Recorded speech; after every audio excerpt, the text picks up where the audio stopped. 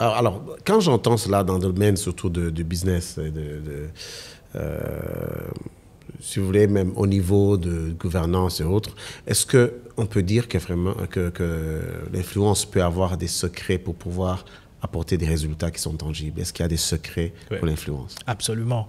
Et d'ailleurs, je vous avoue une chose, c'est que ce sont des secrets que très peu de personnes connaissent. Et surtout, des secrets que très peu de personnes mettent en application et partagent, même moi. Alors, le premier, bon, je peux passer 3 heures sur ce sujet, mais je dirais que d'après nos recherches et notre travail au niveau de Newmark, et justement, chez Newmark, nous sommes spécialisés dans la communication stratégique. La différence entre la communication simple et la communication stratégique, c'est que la communication stratégique commence avec un objectif. Et il y a différents niveaux d'objectifs. Il y a l'ambition, c'est-à-dire que il y a des entreprises qui disent « moi, je veux résoudre tel problème au niveau de l'humanité ». Il y a d'autres qui disent « moi, je veux vendre tel produit ». Ce sont 2 niveaux d'ambition différents. Alors, nous aidons les entreprises déjà à ce niveau-là à calibrer et à établir leur niveau d'ambition. Deuxièmement, il y a la stratégie qui vient avec cette ambition. Et troisièmement, il y a l'exécution de cette stratégie, et c'est là où on a 7 départements, je peux en parler. On a les relations publiques, ça c'est la gestion de la réputation, et la réputation, de par la définition, c'est ce que pense quelqu'un d'autre qui parle de toi. Le marketing, c'est quand tu parles de toi-même. La réputation, ça, c'est quand quelqu'un parle de toi. Et nous avons le numérique, donc la communication numérique ou le marketing digital. Nous avons également un volet ou une équipe qui est spécialisée dans la recherche, dans les données. Parce qu'on a remarqué que les entreprises qui comprennent les aspects statistiques et spécifiques de leurs audiences et de leur public réussissent beaucoup plus dans justement le jeu d'influence. Tout à fait. Troisièmement, nous avons le volet qui est spécialisé dans l'IA et la technologie de pointe, parce que ces jours-ci, sans application de l'IA, on ne peut pas aller très loin. Certaines personnes, on peut dire l'intelligence artificielle. Voilà. Okay. C'est l'intelligence artificielle et la technologie de pointe ces jours-ci qui font toute la différence. Exactement. En fait, beaucoup de guerres à l'heure actuelle sont justement soit à cause ou basées sur l'ambition qu'ont les grandes puissances à prendre de l'avant dans l'intelligence artificielle et dans la technologie. Ça, c'est parce que dans le jeu de l'influence, à l'échelle planétaire comme à l'échelle nationale, il faut absolument pouvoir analyser de vastes jeux de données. Évidemment, pour une petite entreprise, il y a également un modèle. Il faut pouvoir comprendre les données qu'il faut analyser et comprendre. Et la raison pour laquelle, d'ailleurs, je suis très heureux d'être ici, c'est que je suis sûr qu'il y a beaucoup de chefs d'entreprise qui sont ici et qui ne priorisent pas assez l'aspect de la communication stratégique à cause de ce manque de compréhension de l'importance de la création d'une marque. Parce qu'une marque, ce n'est pas une question de dire « je vends une bouteille d'eau ». C'est plutôt de dire « je résous un problème à l'échelle de l'humanité et l'eau, c'est une des solutions que j'offre ». Je pense, sans vous couper la parole, c'est que à ce sujet-là, je pense que je souhaitais que vous puissiez élaborer un peu plus, parce que ce n'est pas seulement le fait de vendre le produit, de ne pas expliquer la raison ou d'être de ce produit, mais c'est aussi même au niveau de démarrage d'entreprise ou de la production d'un bien ou d'un service. Des gens ne pensent pas à un problème à résoudre, ils pensent à copier ce qui a marché chez les autres. Voilà. Alors, qu'est-ce que vous pouvez vraiment recommander ou encourager à faire pour ceux qui veulent commencer à entreprendre, de comprendre qu'un bon entrepreneur résout un problème que de juste copier ce qui a marché ailleurs. Et cette question en fait touche même le premier secret de l'influence. Moi, comme j'ai dit, je suis un fils de Dieu. Donc, à cet égard, je suis un étudiant de la volonté de Dieu, si vous voulez. Et la première volonté, à mon avis, c'est une volonté que Dieu a pour notre bien-être, notre survie. Donc, c'est-à-dire que l'être humain est enclin vers tout ce qui aide sa survie et sa reproduction. Parce que c'est l'objectif primaire de notre Créateur. Alors, cela veut dire que toute chose qui avantage la survie ou la reproduction de l'homme, notamment de la personne humaine, comporte en soi-même la plus grande motivation. C'est-à-dire que me vendre de l'eau ou me vendre le fait que l'eau va favoriser ma survie, c'est deux choses différentes. Le fait de m'informer que ma survie est mieux servie par cette bouteille d'eau va me rendre beaucoup plus disposé. Parce que ma survie, c'est un facteur émotionnel. Dans le cerveau, il y a des mécanismes, notamment la dopamine, qui est un neurotransmetteur. Bon, je suis un peu geeky par rapport à ça, mais c'est vraiment un mécanisme du cerveau qui nous récompense pour ce qu'on fait en faveur de la survie de la personne humaine. Donc, c'est-à-dire que quand on vend un produit du point de vue de ce service rendu à la survie et au bien-être de la personne, il y a ce mécanisme émotionnel qui entre en jeu. Donc, c'est important qu'une entreprise communique pas en termes logiques, mais plutôt en termes émotionnels. Wow. Donc, le premier secret de l'influence, c'est que nous prenons les décisions émotionnellement et nous les justifions logiquement. OK. Et il y a au moins 10 secrets, mais je veux peut-être parler de 2. Okay. Ça, c'est le premier. Le deuxième secret est lié au fait que nous avons aussi été créés l'un pour l'autre. C'est-à-dire que la Bible dit que le premier commandement, c'est l'amour. L'amour envers Dieu et l'amour pour autrui. Donc, c'est-à-dire que nous sommes équipés pour établir ces liens. Les uns avec les autres. Donc, nous avons des mécanismes dans nos cerveaux et dans nos corps qui sont très puissants. C'est-à-dire, par exemple, qu'on a le mécanisme de l'oxytocine qui nous aide à établir des liens familiaux ou des liens d'amitié. Mais il y a ce qu'on appelle l'effet miroir. C'est-à-dire que ce qui arrive à quelqu'un d'autre, c'est comme si ça nous arrive. Alors, c'est-à-dire que nous sommes des êtres très sociaux, si je peux le dire. C'est-à-dire que ce qui arrive aux autres nous touche très profondément. Donc, cette deuxième loi, c'est la loi liée au fait, c'est la loi qui dit que les marques ou les organisations doivent accorder énormément d'attention au contexte social, aux ambitions, aux liens de société et s'intégrer dans ce contexte social et émotionnel. Et je peux en parler. Wow.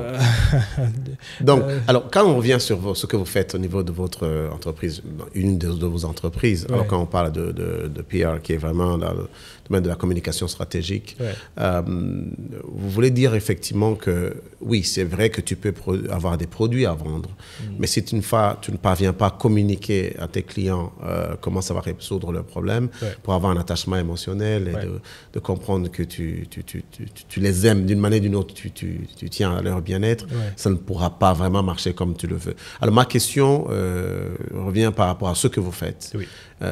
Pour me convaincre, moi, par exemple, pourquoi j'ai besoin de vous. Pourquoi est-ce que j'ai besoin de vos services? Est-ce que réellement, aussitôt que je peux bien produire un produit qui est bien fait, excellent, les gens ne vont pas venir le consommer ou le prendre, ainsi de suite. Alors, pourquoi est-ce que des sociétés de communication stratégique sont importantes pour pouvoir réussir dans nos entreprises? Ça, c'est une très bonne question. Et je pense que c'est une question qu'il faut aborder dans ce contexte du Burundi. Parce que je trouve que, non seulement du Burundi, mais d'une façon générale en Afrique, parce que je trouve que les sociétés africaines, et les sociétés surtout ici dans notre région, hésitent à investir des ressources dans quelque chose d'intangible. C'est-à-dire que c'est mieux d'établir une usine, une unité de production. Mais ce qu'ils oublient, c'est que si, par exemple, vous produisez des denrées alimentaires, lorsque quelqu'un va acheter un produit alimentaire, la décision d'acheter le produit A ou le produit B dépend de la récompense anticipée. C'est-à-dire que ce n'est pas dans le supermarché que la personne mange ou consomme. Il faut rentrer, il faut préparer. Donc, le moment de la décision est éloigné du moment de la récompense. Alors, la récompense n'est pas une récompense directe ou réelle, c'est une récompense anticipée. Wow. Alors, la consommation des messages de communication peut aider à créer cette récompense au moment de l'achat, au moment de la prise de décision. Et c'est en décrivant justement la récompense qui viendra une fois qu'on va consommer. Par exemple, on a 2 marques de sauce tomate. Une marque ne fait pas de publicité, ne fait pas de communication. Une autre marque fait ce qu'on appelle la communication 360, c'est-à-dire que fait par exemple des communications de publicité sur les réseaux sociaux, etc., démontrant et illustrant le fait que une cuisson faite avec cette sauce tomate rend une famille heureuse et vous donne des images d'un enfant, d'un papa, d'une maman, heureux autour d'une table. Alors, cette image, c'est ça que la personne va voir au moment de l'achat. Et la saveur, ce qui est intéressant, c'est que quand la personne va penser à cette image, dans le cerveau, les mêmes mécanismes de récompense seront activés que si la personne était en train de manger et de vivre cette expérience. Commencer à saliver. Voilà, exactement. Okay, donc, au fait, c'est ça la puissance de la communication stratégique. Et du coup, c'est une communication qui ne se fait pas d'une façon aléatoire. Il faut vraiment avoir des expertises assez fortes, assez outillées. C'est pour cela qu'on encourage les gens et c'est pour cela qu'on essaie de tout faire pour persuader les gens à travailler avec des experts des cabinets qui peuvent le faire. Il n'y a pas beaucoup de cabinets, ça je dois l'avouer. Ici au Burundi, je ne pense pas qu'il y ait des cabinets qui sont très forts dans la neuro-influence parce que c'est ça en fait notre spécialité. Nous avons tout un système. Mais quand même, ce qui est bien, c'est qu'il y a pas mal de cabinets ici qui font pas mal de travail dans le domaine de la communication. Et pour moi, c'est à encourager. Ça a évolué au cours de ces quelques dernières années. Toutefois, du côté des entreprises, il y a une certaine lenteur, mais je pense que ça va évoluer. Donc, ça vaut la peine vraiment qu'un entrepreneur ou un chef d'entreprise puisse vraiment insister d'avoir un budget pour ça, de savoir que c'est un investissement parmi d'autres. Donc, ce n'est pas seulement quelque chose que tu fais après avoir commencé à produire. Moi, j'ai visité le musée de Coca-Cola à Atlanta et tu passes du temps là, on te fait voyager dans l'histoire du Coca-Cola et tu te rends compte comment le fait de vendre leur marque a fait qu'effectivement, ce soit la boisson la plus consommée au monde. Donc, c'est là où les gens disent, mais est-ce que ça vaut la peine vraiment de mettre de côté un budget spécifiquement pour cela? Qu'est-ce que tu dirais à des gens qui hésitent encore de pouvoir vraiment budgétiser pour la communication stratégique? La première question que je pose quand je parle à des entrepreneurs, et d'ailleurs la première chose que mes collègues posent comme question, c'est quel est votre niveau d'ambition? Vous savez, beaucoup de gens n'ont pas bien cerné leur ambition, c'est-à-dire qu'ils ne savent pas exactement ce qu'ils veulent devenir. Et des fois, ils vous disent, bon, on veut vendre autant de sauce tomate, de cannes de sauce tomate que possible. Alors moi, je dis non, mais à l'échelle de l'humanité, vous existez pour résoudre quel problème? À l'échelle de l'humanité. Parce que Coca-Cola, ils disent qu'ils amènent happiness. C'est ça qu'ils vendent. C'est ça la promesse, l'ambition. C'est très grand comme ambition. Mais vous savez, le niveau d'ambition détermine le potentiel d'une entreprise. Alors, si quelqu'un est satisfait de rester dans sa province ou dans son pays, donc il ne veut pas investir pour devenir une entreprise à envergure mondiale ou régionale, par exemple, c'est très difficile d'avoir cette conversation avec eux. C'est pour cela que nous, en tant que Newmark, nous travaillons avec des entreprises ambitieuses. Et vraiment, c'est important pour nous parce que des fois, c'est difficile de travailler avec des entreprises qui n'ont pas d'ambition. Alors, c'est la première chose que nous faisons. Alors, une fois que nous remarquons qu'il y a une ouverture, une certaine souplesse par rapport à l'ambition. Alors nous proposons une ambition. Nous disons, écoutez, vous êtes dans le domaine alimentaire. Toute la région de l'Afrique de l'Est a besoin de votre service ou de votre produit. Est-ce que ça vous intéresse de servir ce marché? Une fois qu'on a pu établir le niveau d'ambition, alors nous commençons à mettre en place les différentes étapes qui mèneront vers là. C'est-à-dire donc que l'investissement, ce n'est pas un investissement pour maintenir le statu quo. C'est vraiment un investissement sur la durée pour réaliser un niveau d'ambition qui, des fois, n'est pas bien défini, mais qui va toujours être plus grand que ce qu'on a actuellement. Donc, ça nous permet tout d'abord de démontrer que c'est un investissement. Et une fois qu'on arrive à ce niveau-là, on a des outils. On a au fait des outils qui sont basés sur l'intelligence artificielle, qui vont... donc, on met des données dans ces outils-là, et ces outils commencent à nous dégager des stratégies neuroscientifiques très ciblées, très développées, avec des contenus, avec des contenus qui sont très détaillés. C'est-à-dire qu'on a ce qu'on appelle persona management ou persona identification. Donc, c'est-à-dire que ce sont des outils qui vont cibler ce qu'il faut faire, même au niveau de l'individu, dans l'audience cible. C'est-à-dire qu'on va faire un profil d'un Gilbert. Il est entre l'âge de 35 à 45 ans. Voici son niveau de salaire, voici ses convictions philosophiques ou religieuses. Il habite à Bujumbura, il fait ceci ou cela. Et alors pour cette personne-là, voici le canal qu'il faut utiliser pour la cibler. Soit sur TikTok, soit sur Facebook, soit sur Instagram. Donc du coup, l'entreprise commence à réaliser beaucoup plus de réussite et de chiffre d'affaires parce que cette fois-ci, ils sont ciblés. Il faut se souvenir d'une chose. On vit dans un monde très bruyant. Il y a toujours du bruit partout, sur les téléphones, à la télévision. Donc les gens sont distraits. Et il faut absolument avoir une méthodologie au niveau de l'entreprise qui va pouvoir attirer l'attention de la personne. Parce que, comme j'avais dit auparavant, l'attention est d'abord basée sur l'identité, mais l'attention est toujours émotionnelle. Et l'émotion, c'est toujours individuel. Alors, franchement, là, je sens que vraiment, on devra faire encore 3, 4, 5 autres émissions parce que franchement, c'est vraiment très inspirant. On est en train de clôturer notre émission, mais je voudrais vraiment qu'on puisse parler de l'influence encore une fois parce que, comme vous venez de le dire tout de suite, il y a beaucoup de distractions ces derniers jours et je pense que la jeunesse, surtout burundaise, a mal compris ce qui a un rapport avec l'influence. Parce qu'on parle de l'influence selon le nombre de personnes qui ont regardé ta vidéo, qui ont fait liking de ce que tu es en train de faire. Et des fois, il faut faire des choses qui sont anti-valeurs pour qu'effectivement, ça attire l'attention.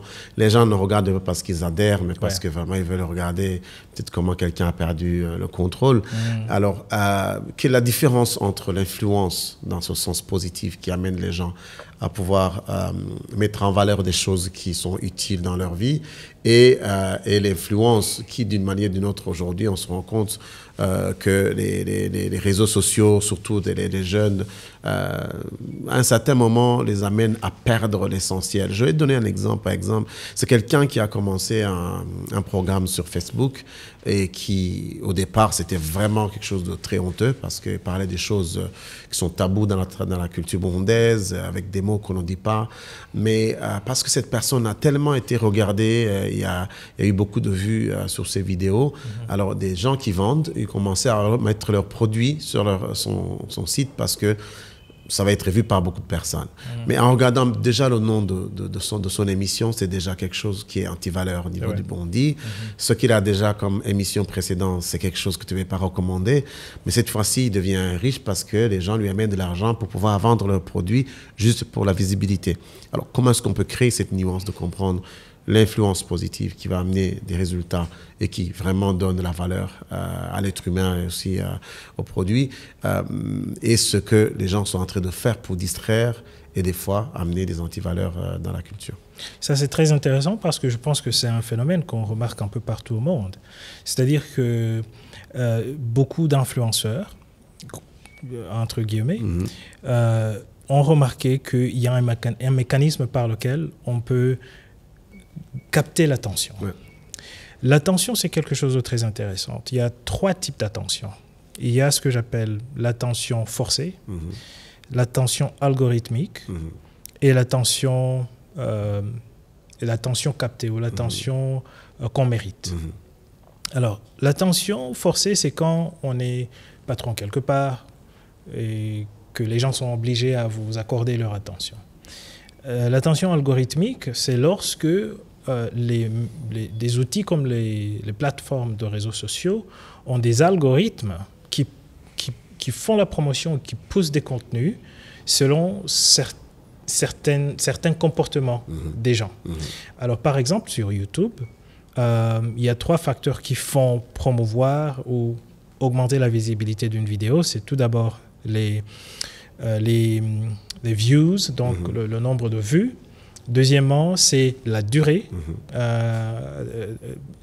pendant laquelle la personne a visualisé.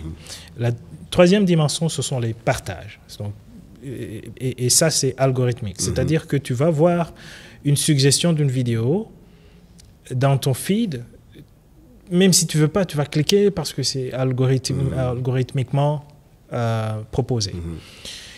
Et dans un sens, une personne qui est maligne va profiter d'un mécanisme cérébral qui utilise la noradrénaline. C'est ce qui nous fait accorder de l'attention. C'est tout ce qui est nouvelle dans notre vie, tout ce qui est frappant, tout ce qui est dangereux, tout ce qui est tabou, ça va déclencher ce mécanisme-là. Et des fois, on se sent comme si on ne peut pas résister.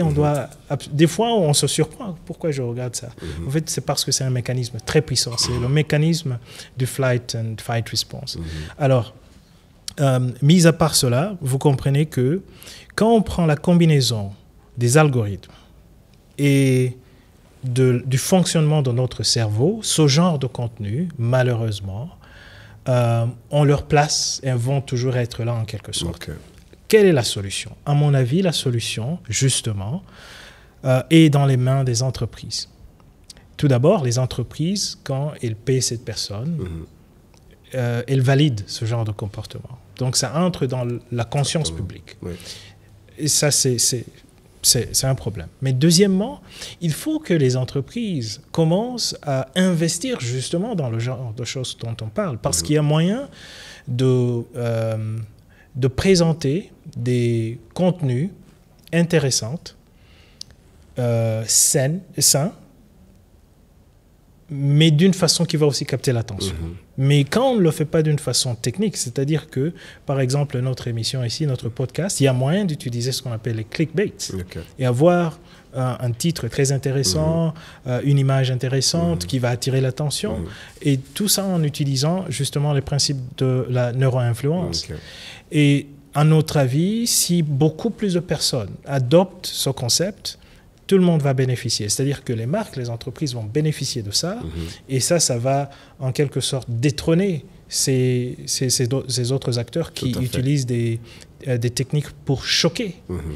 Et on peut le comprendre, ils veulent de l'argent, mais une fois que tout le monde produit des contenus qui ont cet attrait et qui peuvent attirer l'attention, alors ils seront désarmés, à mon avis. Ouais. En tout cas, merci beaucoup déjà sur ce qu'on vient d'apprendre. C'est beaucoup d'ailleurs. Je pense que ceux qui ont bien suivi l'émission, vous êtes en train de méditer sur tout ce qui vient d'être dit, et je pense qu'il y a encore à apprendre dans les jours à venir. Je pense que ce soit en présentiel ou virtuellement, on aimerait bien vous inviter encore dans ce genre d'émission. Mais avant de terminer, vous êtes déjà un influenceur, donc à part l'entreprise, à part ce que vous faites en tant qu'individu. Tout à l'heure, vous avez dit que vous êtes au Mexique. J'ai vu que vous faites beaucoup de conférences. Est-ce que vous pouvez nous parler en dehors de l'entreprise, en dehors du CEO? Qu'est-ce que vous faites pour pouvoir effectivement contribuer à l'amélioration des conditions de vie des personnes, ou alors qu'est-ce que vous aimez en tant que personne? Moi, tout d'abord, je suis quelqu'un qui aime beaucoup parler aux aux autres entrepreneurs, surtout ceux qui ont des ambitions, à faire ce que j'ai fait. Et d'ailleurs, des fois, je me demande pourquoi, parce que c'est pas grand-chose que j'ai fait. Je pense que c'est le bon Dieu qui m'a aidé dans tout ce que je fais. Mais nous avons une initiative, par exemple, qui s'appelle Cassie Afrique, dans laquelle nous encadrons des jeunes entrepreneurs qui veulent élargir leurs activités dans d'autres pays. C'est-à-dire s'il y a un Burundais qui est dans le café ou dans l'agriculture et ils disent « Maintenant, je veux vraiment scale up, je veux accélérer ma présence dans d'autres pays et qu'ils cherchent quelqu'un pour les aider. » Nous avons cette initiative-là et je suis très actif dedans. C'est plus ou moins bénévole, je trouve, parce qu'on ne facture pas, on offre des séances, des masterclass avec des bénévoles, des experts dans différents domaines. Et à terme, nous allons aussi les connecter à des investisseurs, parce qu'on a aussi des investisseurs qui sont intéressés, à des coachs, mais aussi à des partenaires qui peuvent travailler avec eux. Ça, c'est quelque chose qui m'intéresse beaucoup parce que je trouve que l'Afrique en a besoin. Et à part ça, j'aime bien la lecture, j'aime bien, j'ai des amis, j'aime me divertir avec pas mal d'amis, non seulement en Afrique, mais un peu partout. J'aime bien voyager. De par mon travail, heureusement, j'en ai l'occasion.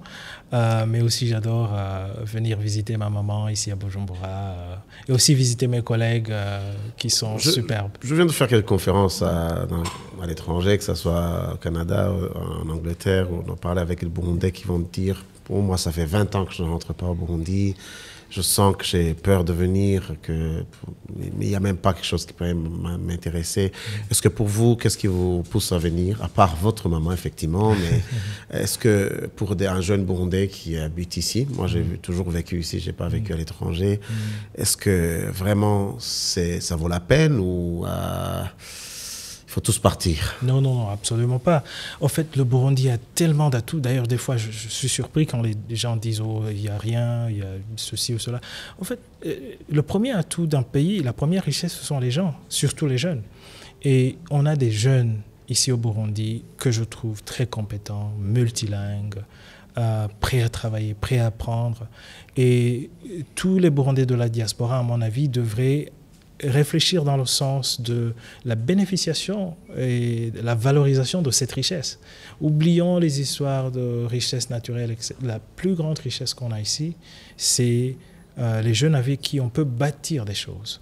Le problème, c'est qu'on veut souvent bâtir soi-même ce qu'on veut, au lieu de réfléchir à ce qu'on peut faire ensemble avec les jeunes d'ici, et non pas seulement pour le Burundi. On peut réfléchir à la sous-région. Et avec une expérience au Canada ou ailleurs, on est déjà ouvert au monde. Il y a beaucoup de produits qui sont sollicités au Canada, qui sont disponibles non seulement ici, mais dans la sous-région. Il y a moyen de chercher une équipe de 3-4 jeunes Burundais et leur dire, écoutez, je vous envoie quelques dollars, allez en Ouganda, allez voir tel ou tel produit. Si vous trouvez que ça peut s'exporter vers le Canada, on fait un projet ensemble. Il y a tellement d'options si on ouvre les yeux et aussi si on change le niveau d'ambition. C'est-à-dire qu'il n'y a pas de Burundi. Ça, c'est le seul Burundi qu'il y aura.